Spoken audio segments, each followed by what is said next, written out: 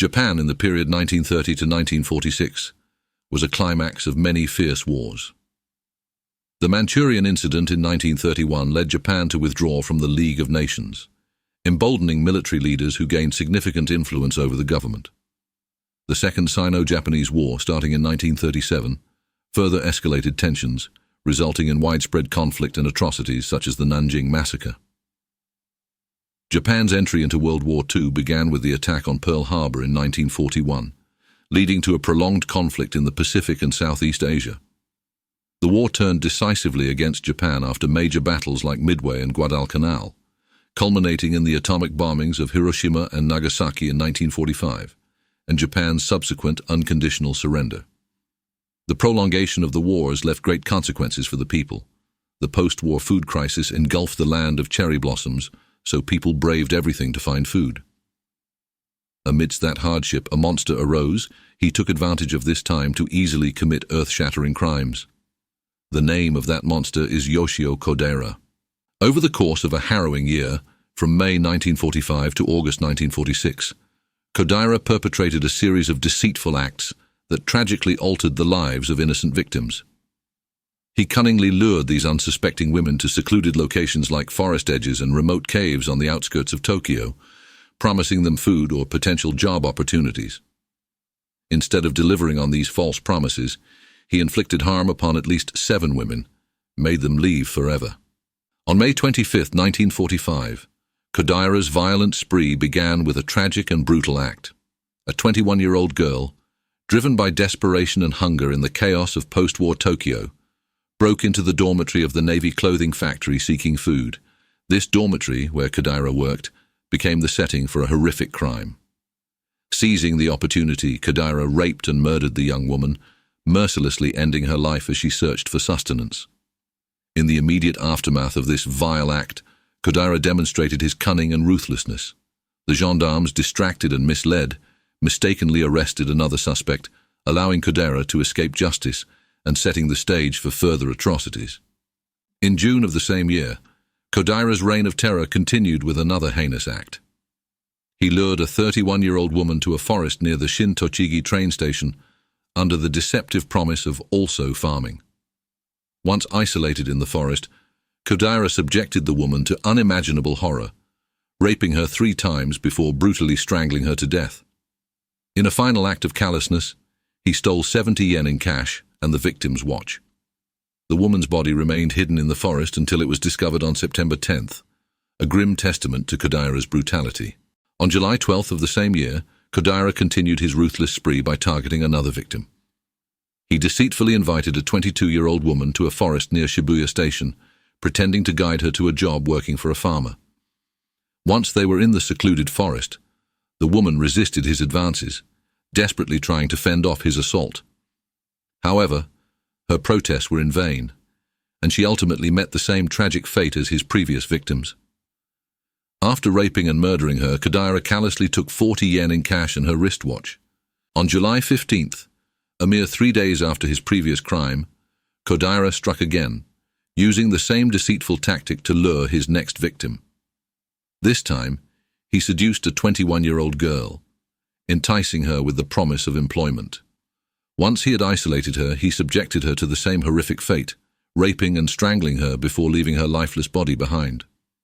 On September 28th, Kodaira's monstrous spree continued with the murder of yet another 21-year-old girl. He lured her to a remote village, where he brutally raped and killed her. After committing this heinous act, he stripped her of her clothes to sell them and took 300 yen in cash. He callously dumped her naked body in nearby woods, leaving her to be discovered by chance. Her remains were found on November 1st, 1945, starkly exposed to the elements and the cruelty of her fate. On December 29, 1945, Kodaira demonstrated his interest in 21-year-old girls when he murdered a victim of this age for the 4th time. The location of the murder was in the forest on the outskirts of Tochigi province. After committing the crime, he stolen her wallet and 130 yen in cash. After forensic investigation of the bodies of the 6 girls, it was found that the tactics were very similar, and there was a high possibility that the crime was committed by the same person. This argument became even stronger when the 7th victim was found. On August 6th, 1946, the serene atmosphere of a deserted park was violently disrupted when a 17-year-old girl was kidnapped by Kodaira. Tragically, her lifeless body was discovered on August 17th. The victim was raped, similar with the victims were found previous. This time, Kodaira did not escape justice. The victim's mother quickly alerted the police after she remembered that Kodaira had come to see her child on August 4th, 2 days before she was killed. Her quick action played a crucial role in bringing the perpetrator to justice. Once the prime suspect was identified, a relentless pursuit ensued as police officers hunted down the cold-blooded murderer. After many days of intense searching, the authorities finally apprehended Yoshio Kodaira. With his arrest, the truth behind not only the crime but also the dark and bloody past of Kodaira was brought to light. Kodaira Yoshio, born in 1905, was the son of a violent alcoholic. His first-grade teacher described him as inattentive and listless, gets into fights on a daily basis.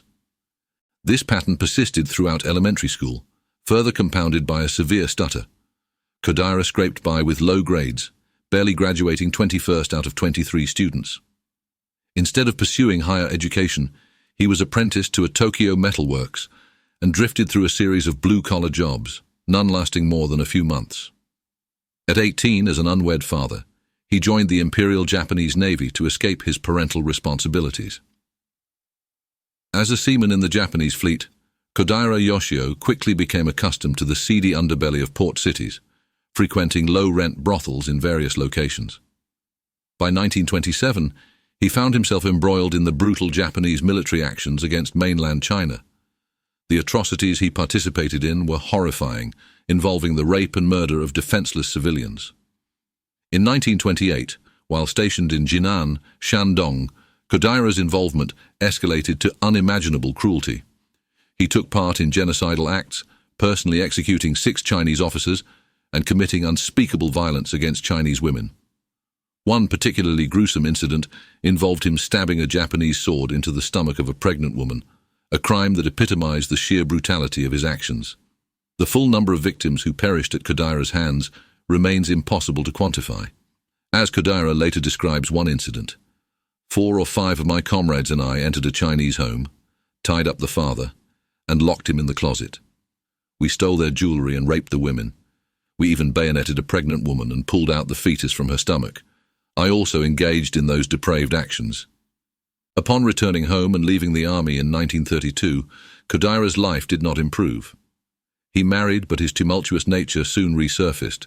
He had a child with his lover outside, an indiscretion that led his wife to seek a divorce. Consumed by humiliation and rage, Kodaira attacked his wife's entire family in a fit of madness. He brutally beat his father-in-law to death with an iron rod, injuring 6 other family members in the process. Kodaira was sentenced to 15 years of hard labor for the murder of his father-in-law, but was released in the general amnesty of 1940. Upon his release, a series of murders began to occur, casting a long, dark shadow over his freedom and hinting at the continuation of his violent tendencies. Back at the time of his arrest, Kodaira was brought to trial and sentenced to death on August 20th, 1947. Kodaira said in court, "There are people who have done much worse things than me in times of war, but I have never met anyone more cruel than me in times of peace. I have nothing to say." While detained awaiting execution, Kodaira had an irritable and careless attitude most of the time, but he became remorseful in the last days of his life, when his ex-wife visited and forgave him. The murderer's repentance was shown even more clearly when he contacted and confessed to a pastor. Kodaira was hanged at Miyagi prison. Before being hanged on October 5th, 1949, Yoshio Kodaira told the pastor, "I am happy to die on such a peaceful day. I will handle everything with dignity and die quietly. I would like to send my warmest greetings to those who have taken care of me for a long time. I hope that my family members will also fulfill their duties in this life. O souls of the dead, let the sins of the past be forgiven. Everything will end today." In the wake of his execution, Japanese author Edogawa Rampo tried to make sense of the case. The type of crime he committed was not particularly unusual, Edogawa wrote, but to have repeated it, using the same methods, was definitely unusual. This incident can be attributed to the relaxation of morals that has occurred since the end of the war. This is because all of us, the criminal, his victims and society at large all bear some guilt.